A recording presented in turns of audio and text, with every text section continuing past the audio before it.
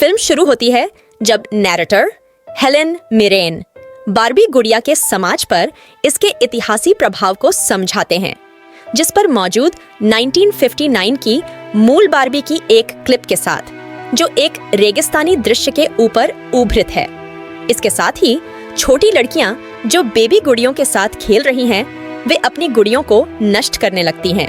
वास्तविक दुनिया से छिपा हुआ है बार्बी लैंड, जहां बार्बी और केन के साथ साथ अन्य गुड़ियां जैसे एलन, माइकल सेरा और मिस एमरल्ड फेनल भी रहती हैं। बार्बी लैंड में बार्बीज एक मैट्रियार्कल सिस्टम में राज करती हैं और उच्च पदों के लिए काम करती हैं, जबकि केन्स बार्बीज की छाया में निरर्थक अधीनस्थ रहते हैं। बीच केन, रायन गॉसलिंग, स्टेरियोटाइपिकल बार्बी मार्गो रॉबी के लिए भावनाएं रखता है और हमेशा उसके ध्यान के लिए प्रतिष्ठा की कोशिश करता है, लेकिन वह उसे पहचान नहीं पाती। उसके घर में हो रहे एक डांस पार्टी के दौरान स्टीरियोटाइपिकल बार्बी अचानक अपनी मृत्यु का सवाल करना शुरू करती है।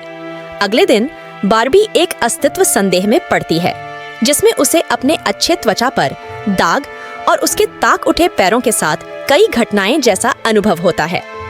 दूसरी बार्बीज उसे सुझाव देती हैं कि वह वियर्ड बार्बी केट मैकिनन के पास जाए, जो उसे बताती है कि वह इस अस्तित्व संदेह को ठीक करने के लिए यहाँ रह रही मानव लड़की खुश नहीं है।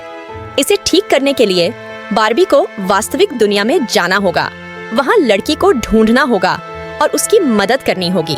अपने वास्तविक दुनिया की यात्रा के दौरान बार्बी अपनी कार में बीच केन को छुपा हुआ पा लेती है। उसे साथ जाने के लिए मना करने को राजी करता है और दोनों लॉस एंजल्स जाते हैं, जहां उनको कई बार गलती से गिरफ्तार हो जाते हैं। बार्बी यह देखकर रोना सीखती है कि वास्तविक दुनिया कितनी कमियों से भरी है।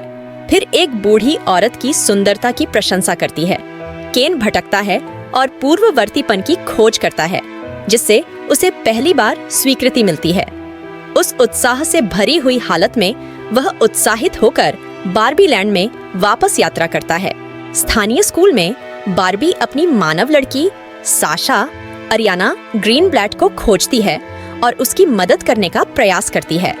हालांकि साशा और उसके दोस्त बार्बी को बिंबो सांस्कृतिक और अनौपचारिक जीवन के लक्ष्यों की महिमा करने के लिए निंदा करते हैं, जिसके कारण बार्बी आंसुओं में भाग जाती है। इसी बीच मैटल के सीईओ विल फेरेल बार्बी की मौजूदगी का पता लगाता है और उसे बार्बी लैंड की ओर निर्देशित करता है। उसके पीछे अपने लोगों को भेजता है। बार्बी मैटेल हेडक्वार्टर पहुंचती है और सीईओ और उनके पुरुष अधीनस्थों से मिलती है। वे उसे एक लाइफ साइज्ड गुड़िया बॉक्स के माध्यम से वापस भेजने का प्रयास करते हैं, लेकिन बार्बी उनकी इच्छा को समझती है और एक पीछे की पुरस्कृति में बच निकलती है।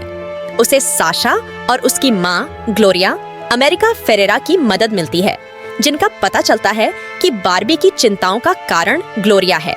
ग्लोरिया ने बीच के एक मध्य जीवन संकट के दौरान बार्बी के साथ खेलना शुरू किया, अपनी चिंताओं को बार्बी पर छोड़ दिया।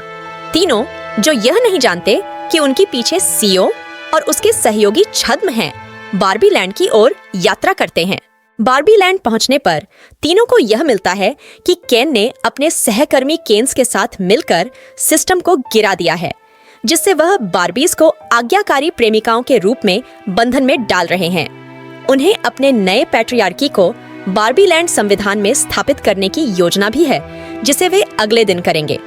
बार्बी को इसे वापस बदलने के लिए केन को मनाने का प्रयास करने के बावजूद वह इसे मना करता है, क्योंकि उसे अब पहली बार अहमियत महसूस हो रही है।